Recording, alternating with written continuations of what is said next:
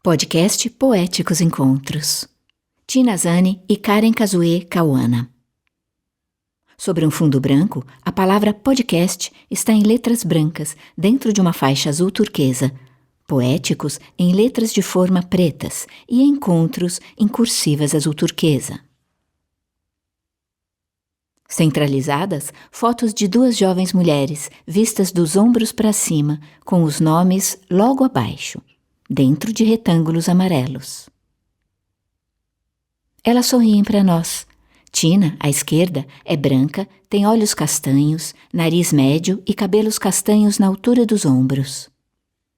Usa na cabeça uma faixa preta. Karen, em foto em preto e branco, tem a pele clara, olhos pretos, nariz médio e cabelos pretos curtos e repicados. Usa blusa branca com pontilhados pretos.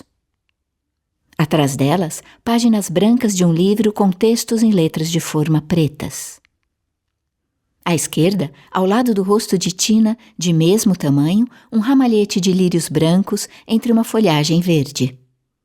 No alto, à direita, um ramo de lírios laranja, semi-abertos. No rodapé, uma faixa azul turquesa.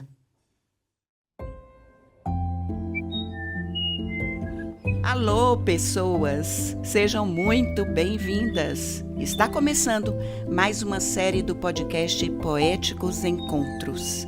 Eu sou Claudine Melo e estarei com vocês na apresentação de cada episódio. Confissão. Que esta minha paz e este meu amado silêncio não iludam a ninguém.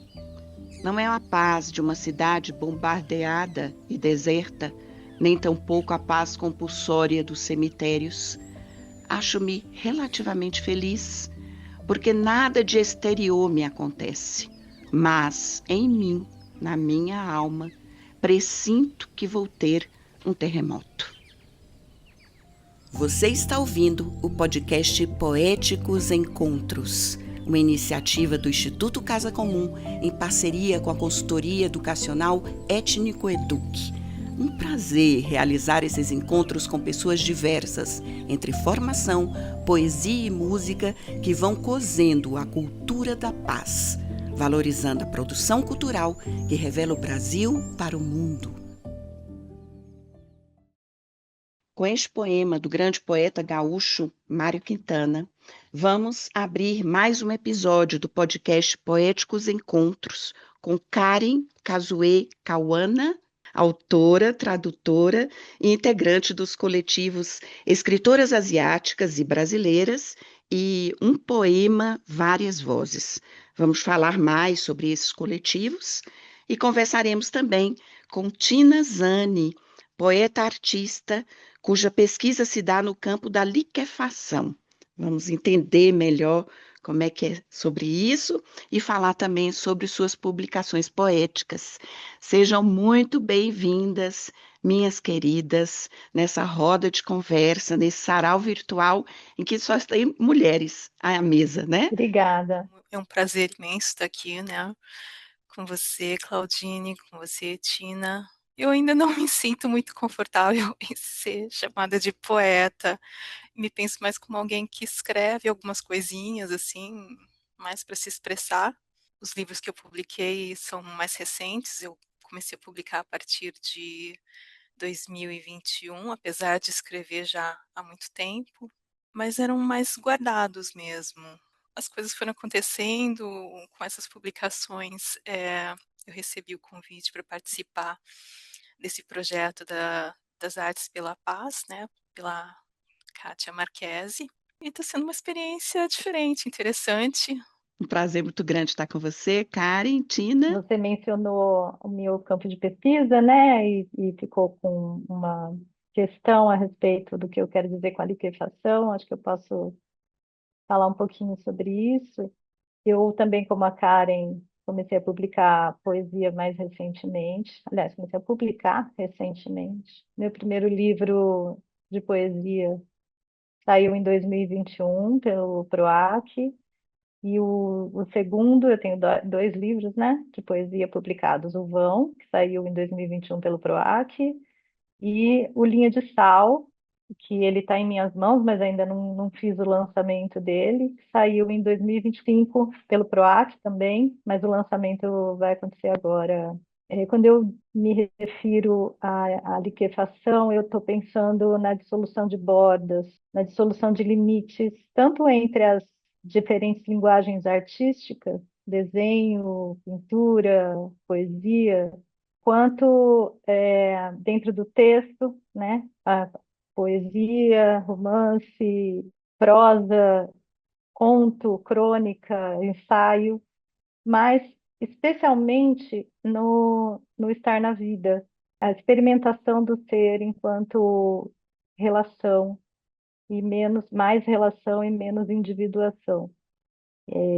Eu trabalho muito. Esse meu último livro é um livro uncopyright, que significa que ele não tem direitos autorais reservados, então ele é completamente livre para ser copiado, adaptado, apropriado.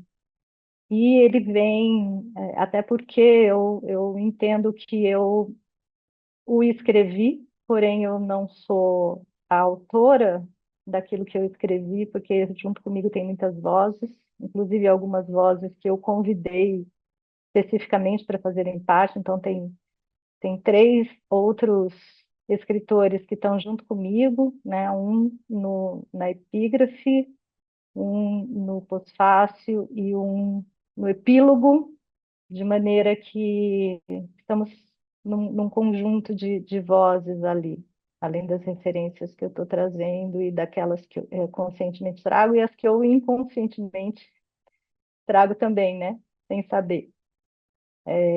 Então, é nesse sentido que eu quis dizer a liquefação. Eu entendo que quando a gente faz esse esforço de um pouco além da individuação, a gente também está trabalhando a favor da pacificação, né? Porque a gente deixa de se apegar e de proteger o que é nosso, só nosso, e a gente passa a entender que tudo pode ser compartilhado, tudo pode ser de todos, né? Sem que isso signifique roubo ou plágio ou ofensa, né? É muito mais uma questão de honrar as nossas experiências, nossas relações, tudo que a gente aprendeu nos nossos anos de vida, do que de possuir alguma coisa. Nossa, só com essa fala, né, já daria muita coisa para a gente conversar. Que bom que você começou, que essa maneira de trabalhar, de pensar a literatura, nesse diálogo, nessa coletividade, tem tudo a ver com o tema do Festival Artes pela Paz, né? Essa construção coletiva que vocês, 22 poetas, resolveram fazer, né? Participar ativamente, produzindo essas poesias e colocando elas nessa revoada. E quando você fala sobre isso, né? Sobre sua perspectiva de encontrar na literatura e na arte, né? Essas ferramentas, isso é muito bonito, sabe? Então, eu te agradeço muito por você ter dito isso. Não quero falar muito. Kari, não é isso mesmo? Sim, eu acho que eu nunca pensei assim nos meus trabalhos, eu nunca tive um fio condutor conceitual no momento de escrever. Acho que desde que eu comecei com Pequenas Coisas, que é uma coletânea de poesia, depois com o Cancioneiro da Desilusão, que é uma espécie de renga, que é um poema encadeado japonês, e com o último livro que eu publiquei no ano passado, com a Ofícios Terrestres, o Eu Acendi o Fósforo, sempre que eu acho que foi mais uma expressão mesmo pessoal de sentimentos, manifestação de ideias e coisas que eu via e iam surgindo na minha cabeça. Então é interessante ver como cada autor se expressa, pensa a poesia, né? Eu gosto também dessa ideia do coletivo, da última obra da Tina também. Eu faço parte de um coletivo, de um grupo que começou traduzindo um poema, né, propondo um poema de um autor estrangeiro para tradução. Cada um depois publica a sua versão numa página conjunta. E atualmente nós estamos fazendo poemas também coletivos. criando um poema mais ou menos encadeado, cada um faz a sua colaboração. Eu acho essas iniciativas muito frutíferas, porque você aprende com os outros, vê como cada um praticamente é no mundo, né? Se expressa no mundo.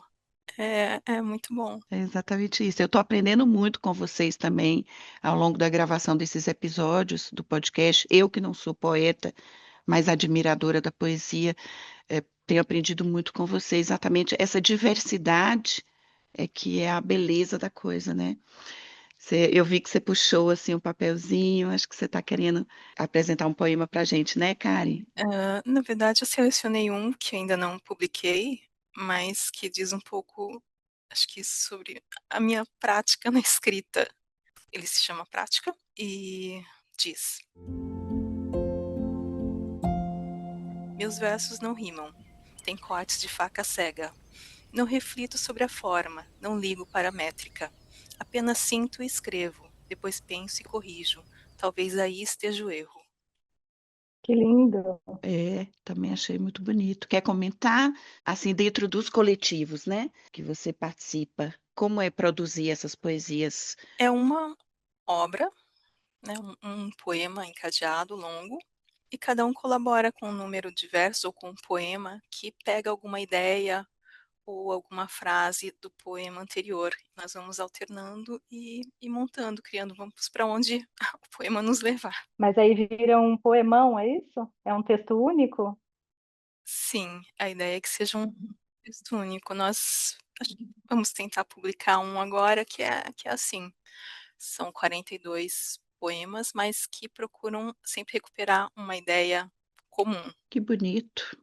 Isso no coletivo das escritoras asiáticas e brasileiras, ou os dois coletivos trabalham na mesma perspectiva? Não, o coletivo Escritoras Asiáticas e Brasileiras reúne mulheres que escrevem, também tem artistas plásticas que publicam livros, obras ilustradas, livros infantis, mas que todas elas têm ascendência asiática, seja japonesa, chinesa, indiana.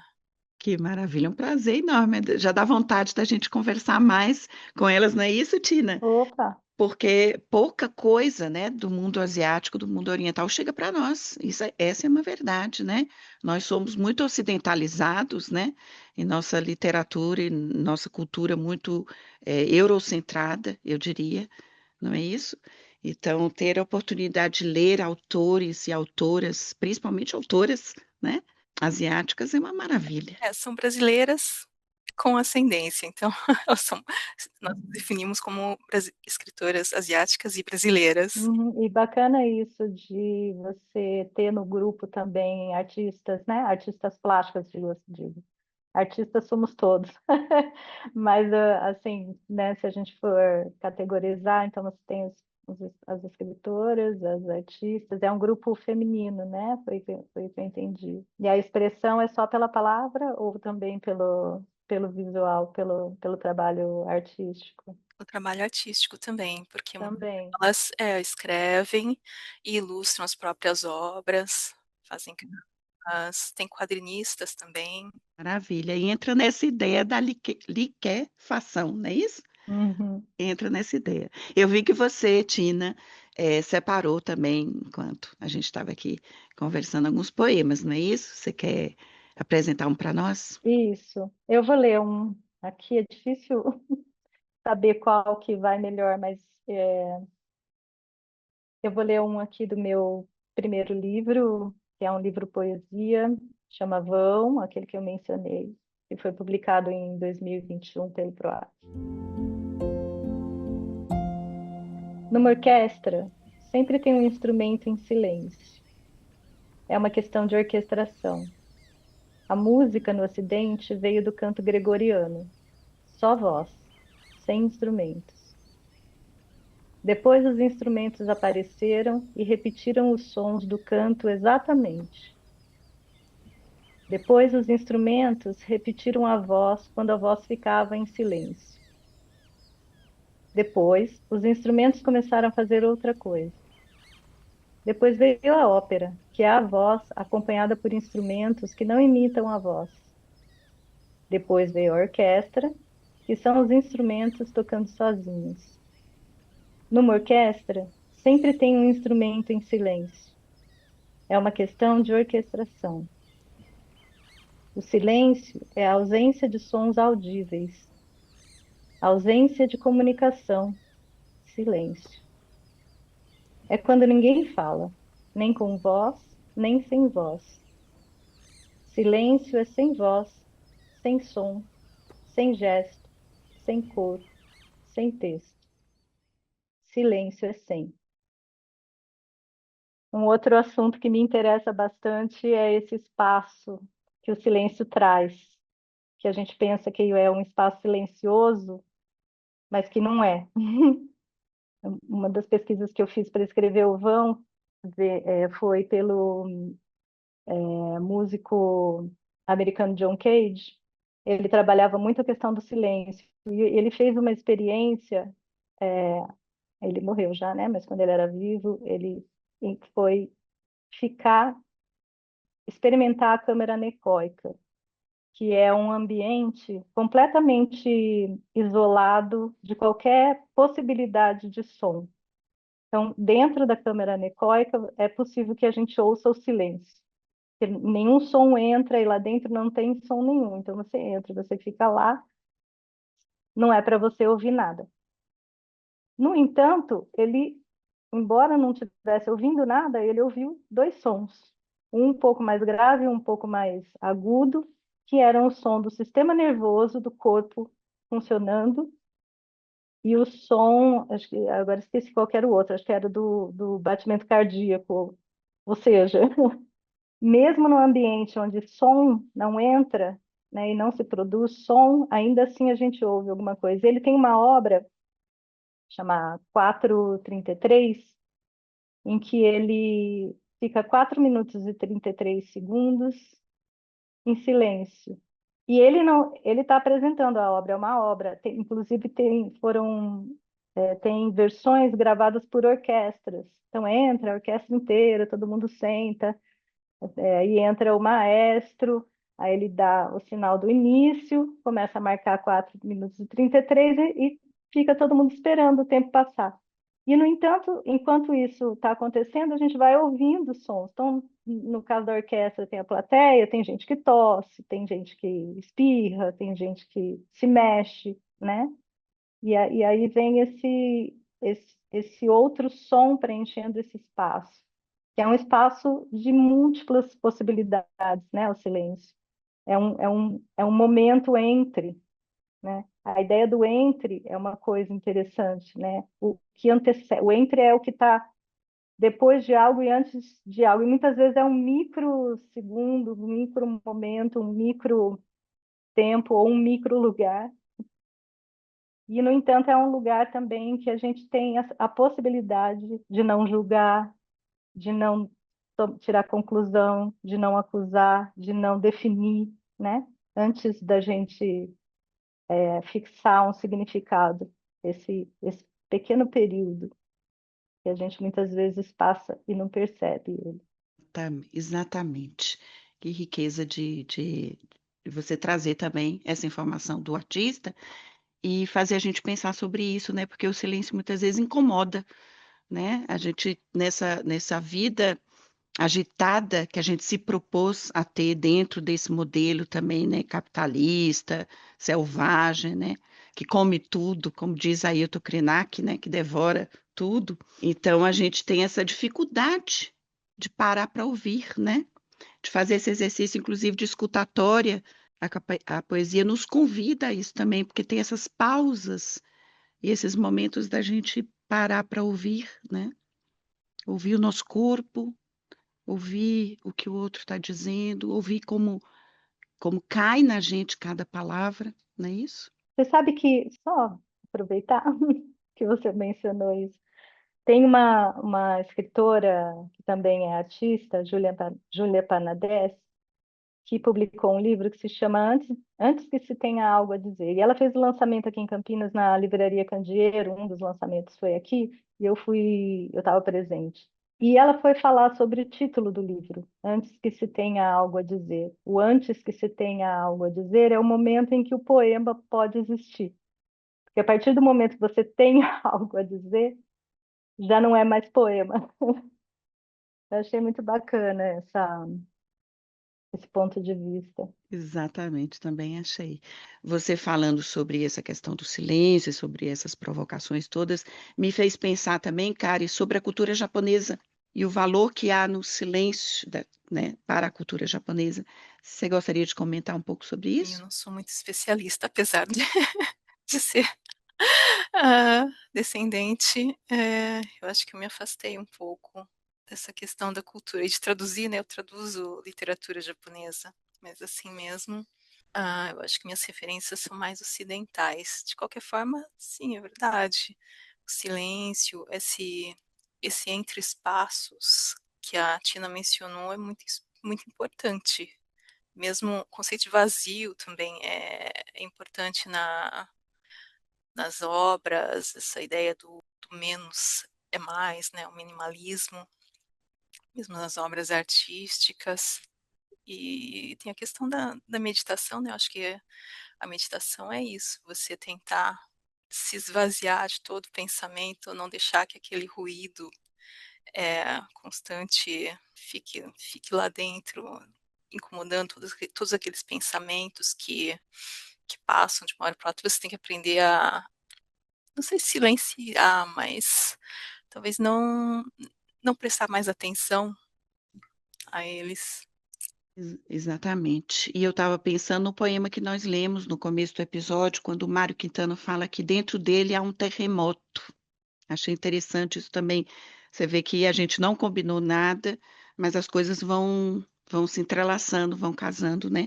Essa ideia do terremoto dentro, né? Que às vezes você não consegue colocar para fora, mas você sabe que dentro de você está acontecendo uma grande mudança, uma grande transformação, né? Uma revolução, e ela parte muitas vezes desse silenciar, né? Ele fala da paz, né?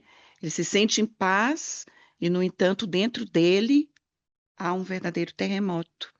Vamos para uma rodada de poesia. Tá, vou começar. Aguardo. Aguardar é o maior cuidado nesse momento.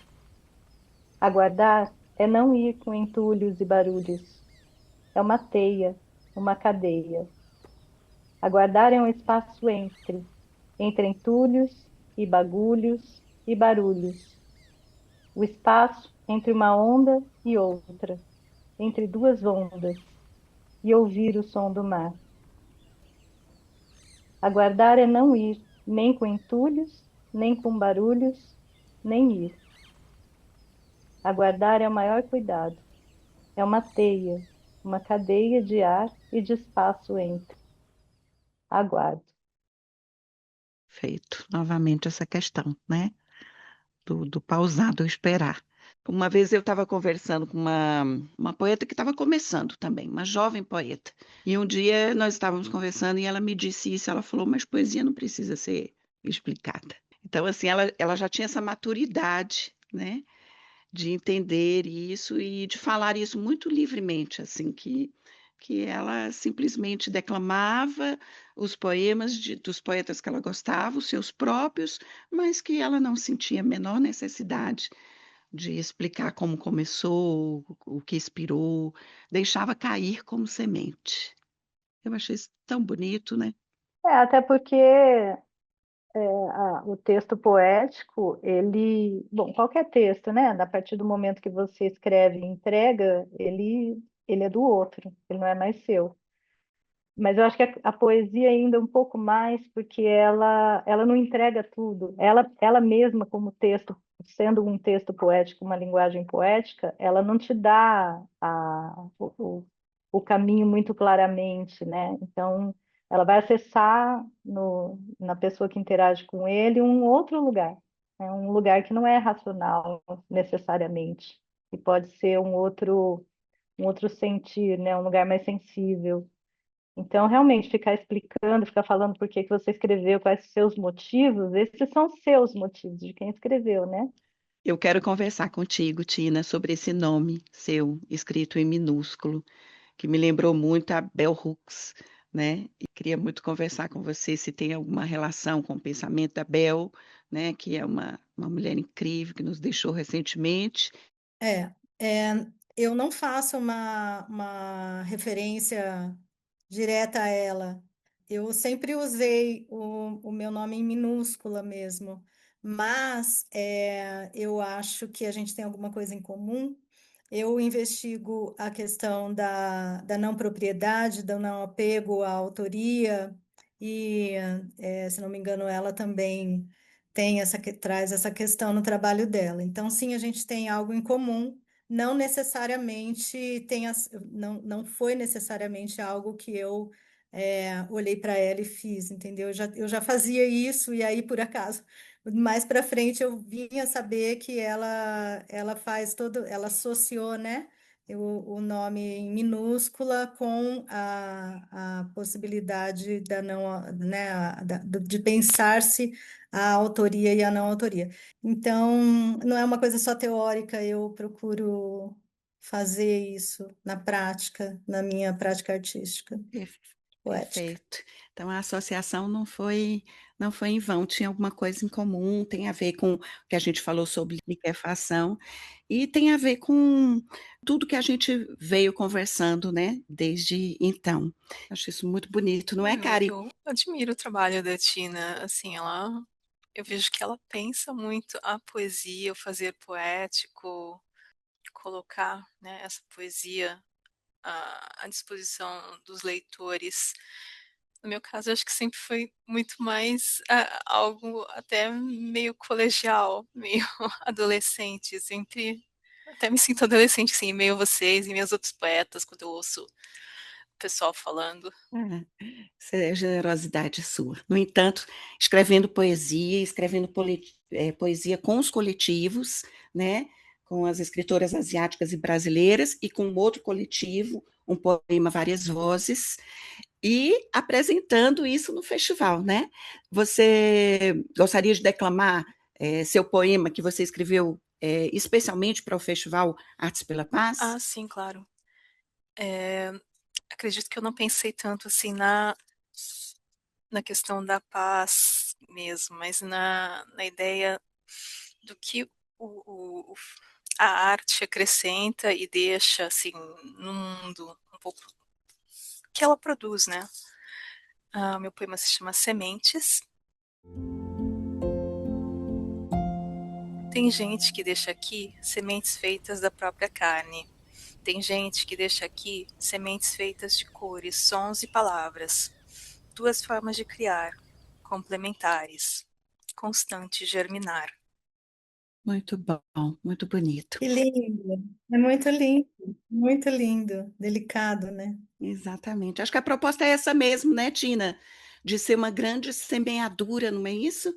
É, né? Uma revoada de poemas, como uma revoada de sementes, como as sementes que vão no vento e pousam, né, nos corações das pessoas para germinar um pouquinho de paz, uma mensagem amorosa, digamos assim. Exatamente.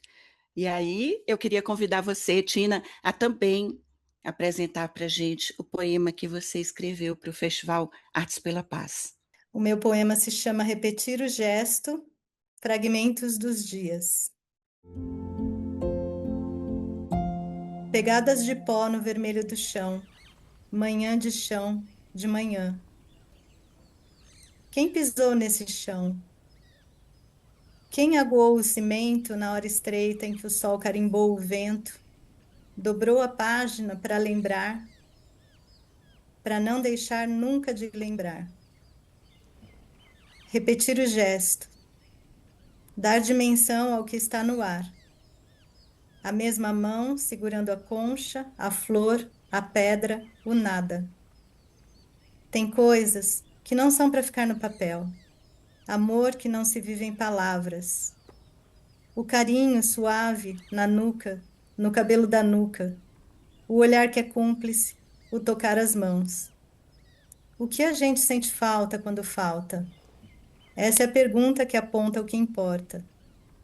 A imensidão da mansidão, humildinho, o sorriso cheio de dentes, a distração, a risada por nada que se saiba, a pimenta no prato, a conversa partilhada junto, o cheiro do corpo, a alpargata furada, os cabelos, a barba, os óculos embaçados, as roupas, as saias emprestadas, as leituras, mas não só. As mensagens amorosas, o mams, o mamis, a fome, o charminho, o drama, o chilique, o quarto esterilizado, o banho no mesmo horário. O prato lotado e caindo pelas beiradas, as poses na frente do espelho, o olhinho puxado para os lados, preto, preto, a alegria gostosa das manhãs. O amor que não se vive em palavras. A porta depois de uma noite mal dormida. O amor saltitante e alegre e choroso, pedindo comida, querendo ser olhado, precisando ser visto. A generosidade, a força, o trabalho, a esperança, a coragem, a persistência, a generosidade, a vontade de ajudar, a vontade de dar certo, a generosidade. Sensação de que se não é assim, é de outro jeito. Sensação crua de que o dia em que não é assim é de outro jeito.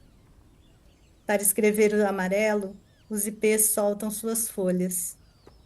Eu disse que eles ficam exuberantes. Exuberantes? Ele repetiu. Qual foi mesmo a palavra que você usou?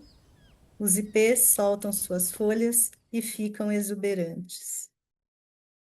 Uau, que coisa mais bonita.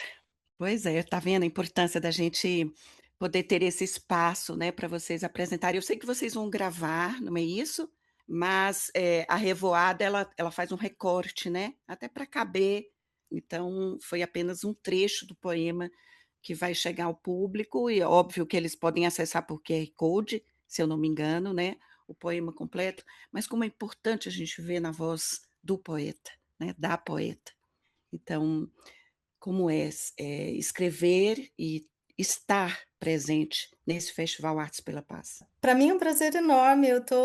Quando eu fui convidada, eu fiquei muito feliz, assim, quase não cabe em mim esse sentimento de participar desse encontro de artistas a favor da paz, né? Participar de um movimento, de um grupo grande, um, que gera uma energia, que é uma energia boa, que é uma energia pacífica, né? E que ela transcende e transborda e vira revoada de poema, e vira arte postal, e vira dança pela paz, e vira música, e viram oficinas, e são 2 meses inteiros, e curso, né? Eu estou participando de um curso online da Cultura de Paz e Poéticas do Bem Viver, coisa mais linda do mundo. É, então, assim, não dá muito para botar em palavras, porque não cabe, né?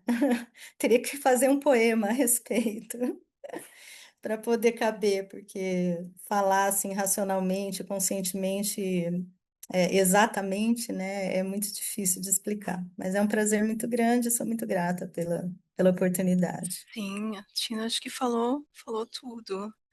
Também me senti muito honrada, assim, lisonjeada, assim, muito surpresa também, porque não esperava esse convite. Acho que também receosa, né, de não estar à altura, tanta gente tão boa, tantos poetas. É uma experiência muito gratificante. E eu acho que todo esse evento que está sendo organizado com tanta gente, envolvendo tantas pessoas, né, vem num momento muito apropriado, né, ao mundo. Exatamente. Mas o bonito dessa composição de poetas, dos 22 poetas, é que são diversos, né? E é essa troca que é a riqueza do festival, né? Para plantar essa sementinha, como você escreveu tão lindamente no seu poema. Como é que a gente acessa as publicações, ou o perfil de vocês, ou algum site que a gente possa acessar a produção?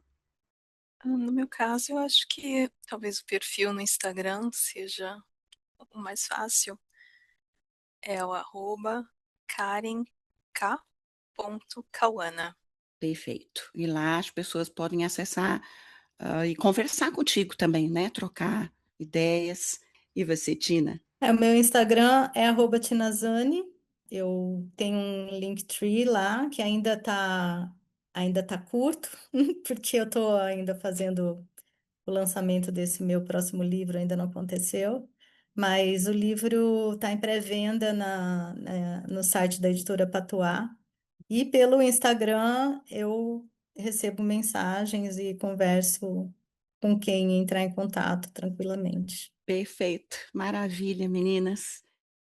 Você acabou de ouvir o podcast Poéticos Encontros, uma série de podcasts que faz parte do projeto Cultura de Paz, Artes pela Paz, do Instituto Casa Comum e multitude de projetos sociais e culturais. Realizado com recursos do Fundo Nacional de Cultura por meio do Termo de Fomento 975-692 de 2025, junto ao Ministério da Cultura, Governo Federal do Brasil, União e Reconstrução. Gravação e edição, João Paulo Melo. Esses episódios estão disponíveis no canal do Instituto Casa Comum no Spotify e no site institutocasacomum.org. Nos acompanhe nas redes sociais. Agradecemos a frequência de vocês e até o nosso próximo Poéticos Encontros.